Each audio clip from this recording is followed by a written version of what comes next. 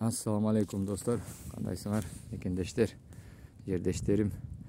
Азырынча 300 миңдик, 250 миңдик, 100 миңдик ошол тегерегинде 400 миңдик үйлөр жок. Мен мурунтан айтып келип жатам, үйлөр жок.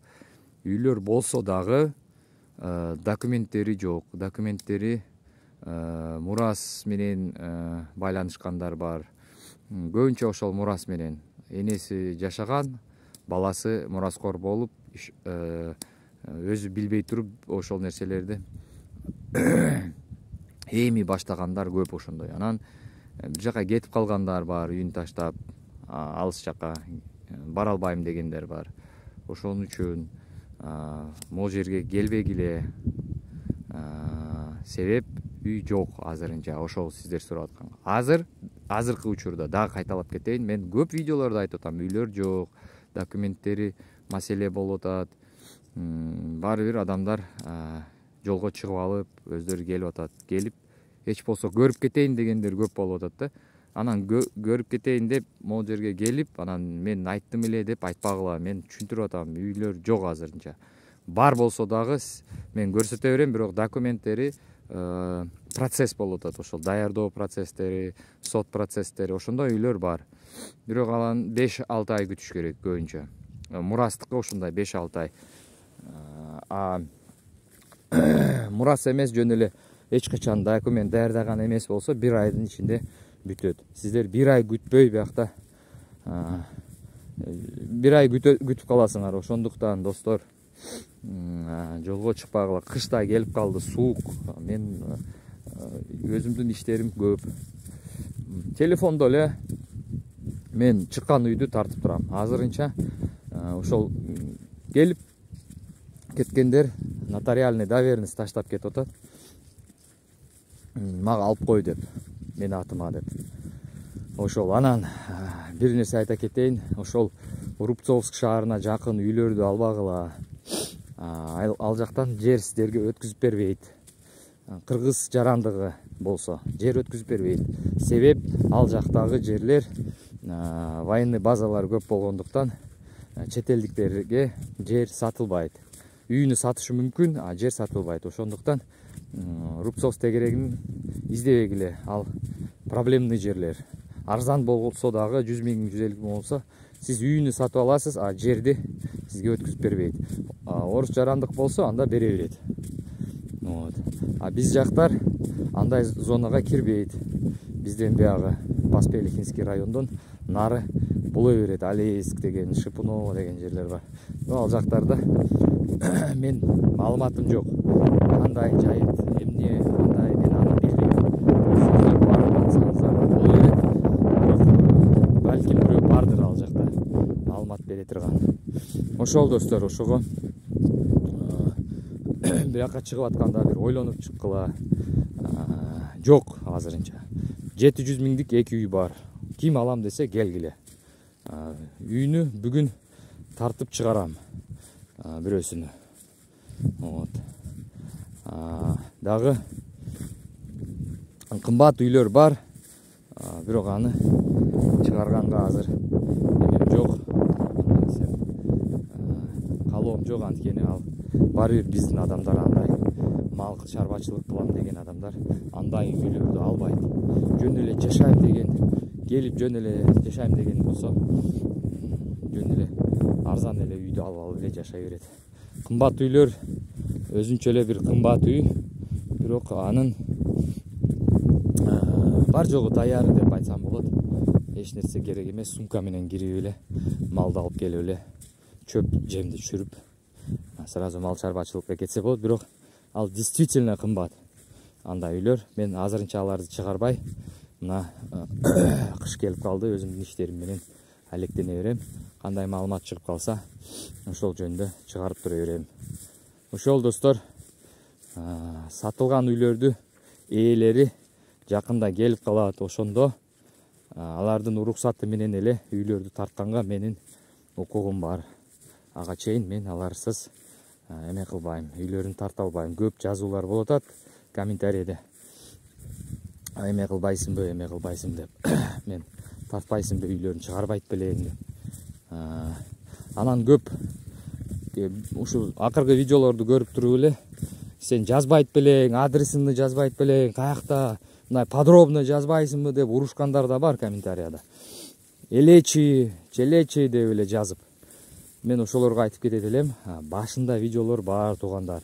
Толук сиздерди кызыктырган суроолоруңузга толук жооптор бар. Ошолорду бир эринбей, бир сабырдык менен көрсөңүздөр, кыш ичи сиздер үчүн көп маалымат бар ошол жөнүндө, мектеп жөнүндө, жолдор жөнүндө. Анан кээ биркилер асфальт барбы, асфальттын жанында асфальт жок биякта. Айылда асфальт, кайдагы асфальт? Бир эле центральный көчөдө эле асфальт бар. Суу жөнүндө, суу биякта централизованный. Централизованный деген бул бир чоң насос бар, ошол насос менен ар бир үйгө труба аркылуу жетет, труба менен жетет. Ошол ар бир үйдүн түтүнүнө труба жеткен. Кээ бирки үйлөрдүн ичине кирген эмес. Ал бир кемпир, бабушкалар жашап калган себеби болуп туруп кирген эмес. Ошондуктан бирок азыр жашап аткан үйлөр, сатып алган үйлөрдүн ичинде суу бар. Огородунда суу бар. Ошол достор, ушундай маалымат бар. Газ жок, газ только баллон менен келет, айда 2 жолу чалып коет. Анан баягы канализация тазалай турган келет, айда 1 жолу 2 жолу тазалап кетет септиктерди. Сүт жөнүндө дагы сурашып атат, кайталап кетишке эме болуп атам. Ошо сүт алышат, бияктан келип, эртең менен сүт алып кетет. Дагы эмне сурашат? Этти кайда тапшырасыз? Этти көп эт болсо бир эмеге алып барып сатса болот. Союп алып барып сатса болот. Шаарларга. Эгерде бир бука, бир 3-4 кой болсо, анда өзүбүздүн айылда атайын аптада 2 жолу этти алган адамдар бар. Этти сиз союп, тазалап алып келесиз. Баягы ливер деп коет. Ливерди кошо алып келип тапшырасыз, ал бекер эсебинде алат аны. 3% скидка кылат же 2% скидка кылат. Анткени эт базарга жеткичейин ошончо нымдыгын жоготот. Ошондо дагы жакшы эме караса болот, буюрса. Жок, мен азырынча сатпайм деп бир сезондор болот, эт көтөрүлгөн сезондор. Ошол мезгилде сиздер сатсаңыздар болот. Атак бир аптада 2 жолу эт алган күнү болот. Ошондо тапшырсаңыздар болот. Союп сатып, наличный акча берет, тараздан өткүзөт. Уй болсо уйду же бука болсо буканы, кой болсо койду союп тазалап алып барып бересиз. Өпкө жана жүрөк, боор жөн эле берип коесуз. Туяктары башын өзүңүзгө калтыра бересиз. Май, ич майларды дагы өзүңүзгө калтырасыз. Аны эч ким албайт биякта. Ич майды мен көп ич майларды ыргытып салганга, көмүп салганга мажбур болгом. Анткени сактаганы алган адам жок, сактаган жер жок. Ошондо ич майлар көп көмүлүп кетти. Ичектер толугу менен көмүлүп кетет. Аны эч ким албайт биякта. Атайын эме бар болчу. Полигон скотомогильник дейт. Онун ошол жерге алып барып таштачу элек. Азыр аны да жаап салды. Кыскасы достор, ушундай маалымат. Газ барбы дейт дагы бир жолу. Газ биякта жок. Баллон менен иштетсеңиз болот. Көмүрдүн баасы 3700дөн 4200ге чейин тоннасы. Таш көмүр болсо баягындай, ошол бир муштай таштар болсо, сеткадан өткөн муш, бир муштай көмүр болсо 4200-4500ге чейин. Баягындай ошол эле муштай таштар болсо, арасында куму менен чалыштырылган болсо 3700. Кааласаңыз мешок менен аласыз, кааласаңыз машина менен. Бир машина жеткизип бериши биздин айылга 2800-3000 жеткизип берет. Ошол эмеден көмүрдүн баасынан сырткары. Отун, машинанын отуну 15-25 машинанын эмесине карап. Бирок момундай отундарды жыйнап алып кеткенге сиздин укугуңуз бар. Мыйзам боюнча бул отунду валежник деп коет. Жаткан, жөн эле жаткан отунду сиз мынтип топтоп үй жака алып кетсеңиз болот. Эч ким сизди эме кылбайт. Сатканга болбойт. Үйгө алып барып топтоп машина менен сатсаңыз, албетте ал мыйзамсызга кирет. Ошондуктан момундай отундарды жыйнап кетет. Тиги турат валежник. Ошону дагы келип аралап кетсеңиз болот. Далил үчүн видео тартып алып, жатканын көрдүрүп, тартып аралар менен келип кесип кетсеңиз болот. Кургак турган болсо, бирок ал турат. Аны тийгенге болбойт. Момундай жаткандарды кесип отуруп алып кетсеңиз болот. Эч кандай тоскоолдук жок. Мыйзам жол берет. Дагы бир жолу кайталап кетем. Келип бизнес кылам деп ойлобоңуздар. Ал мыйзамсыз. Аны сатканга болбойт. Үйүңүзгө сизге жетишерликтүү алып келип түшүрүп кое бересиз. Кошуналар сатканыңызды көрсө, сразу сизди сатып коет. Ошондой достор, дагы эмне деп айтып берейин. Так, кечеги видеолордо адамдын аты жөнү чыгарганым үчүн YouTube бир аз блокировать кылып койду. Анан мага кат жазып бериптир. Негизи дейт, бул эмеге кирет. Мыйзам бузуулугу гана кирет. Ошо бузбаңыздар мыйзамды деп жаза бериптир. Аты жөнүнү окуп берип айтпаңыздар дейт. СМС'те ошондой жазыптыр. Ошон үчүн биз мени жокко чыгардык видеону деп кайратан аны өзүңүздөр каталарыны жок кылып чыгарып койгула деди. Ошол Нурланды үйүнө кайра чыгарышка мажбур болдум. Дагы айтып кетейин. Бизде азырынча погода плюс болуп кармалып турат. +1 азыр. Уже минуска түшүп кетип жатат күндүз күнү. Мына кар бир аз түштү, жады, бирок токтоп калды дагы. Ошол баягы минус жетишпей жатат. Минус жетишсе, жерлер тоңуп калат. Мен дагы эле мына тулпар менен жүрөм. Малдын баалары көтөрүлүп жатат.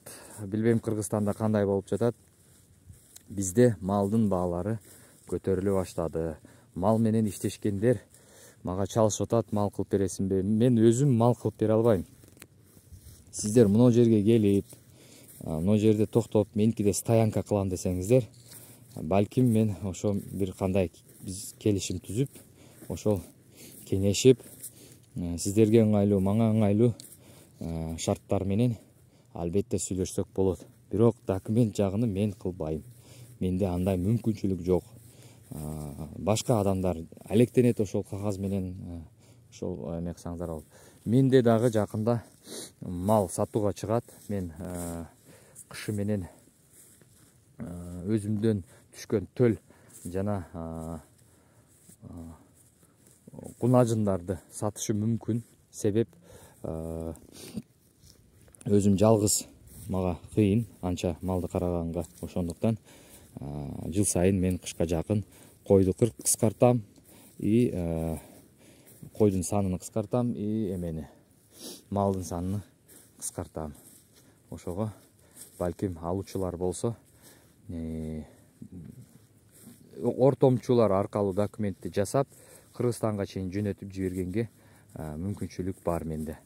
Мен кунажындарымды же букалар бар арасында торпокторду баасыны келишип калсак, азыр баасы өсүп жатат, күндөн күн өсүп атат. Анткени север шаарлар, Сургут, Нефтеюганск, Ханты-Мансийск,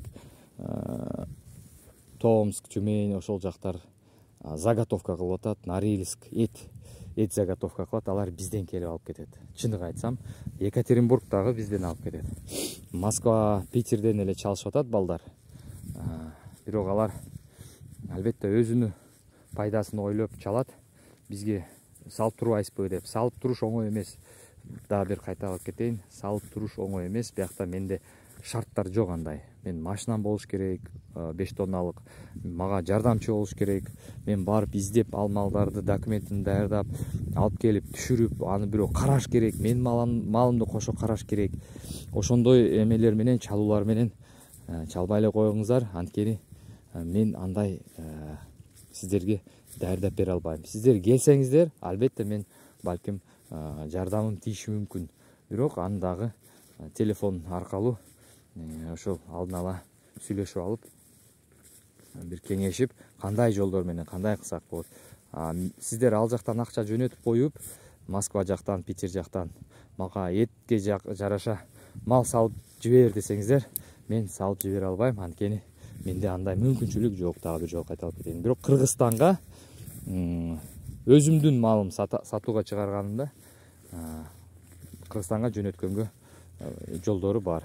Мен өзүмдүн малымды өзүмдүн үйүмдөн эле жүктөп салып жибергенге мүмкүнчүлүк бар.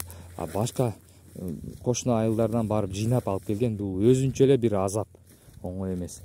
Аны оңой ойлош, бул алыстан туруп оңой эле ойлош. Келип мына жерде бир аракет кылып көрсөңүздөр, жолдо потерялар болот, өлүп калат, водитель опыту жок болуп калса, машинасын 1-2 баягындай силкитип койсо эле, малдар ары бери алдын артына барып бири-бирин кысып коет, эзип коет. Канча адамдар чалат билем, мен даже көргөнмүн. Малдары өлүп калганын жөн эле таштап коюшат, анан ошол жерде арам өлүп калат же бирөөгө тирик эле болсо калтырып кетет. Ошондой потерялар бар да. Мал ташыш оңой эмес, достор. Ал жактан акчаны колуңуздарда кармап алып туруп, мен акча жөнөтүп койсом эле бирөө мага мал салып жиберет десеңиздер, салып жиберет, албетте. Албетте салып жиберет. Бирок ар бир кылган кыймылына сом кошуп, рубль кошуп айтат. Ошондуктан ошондой адамдар бар, иштешкендер. Алардыкы бар жок даяр. Машинасы бар, связьдары бар. Связьдар кандай связь? Ошол мал саткан адамдар менен жылдап чалышып турушат алар. Канча кимде эмне барын билет. Анан өзүнүн бир командасы бар. Ал мал жүктөгөндө эле өзүнчө эле канча азап. Бука болуп калса, жылкы болуп калса, ал өзүнчө бир трагедия, өзүнчө оңой эмес. Ошондуктан дагы кайталап кетейин, мен өзүмдүн малымды сатам деп жарыя бергенде, ошондо Кыргызстанга жөнөткөнгө мүмкүнчүлүк бар. Калганды билбейм, мен кайсы жерден бирөөнүн малын салып берген. Балким менин айылымда ошол моментте ошол замат чыгып калышы мүмкүн сатууга. Ошол кошунамдын малына кошо сиздерге жөнөтүп жибериши мүмкүн Кыргызстанга. Ошол, достор, саламатта болуңуздар. Дагы сүйлөшөбүз. Көрүп туруп, окуп туруп, угуп туруп, комментариялардан, жаман комментариядан алыс болгула сураныч. Барыңыздарга салам.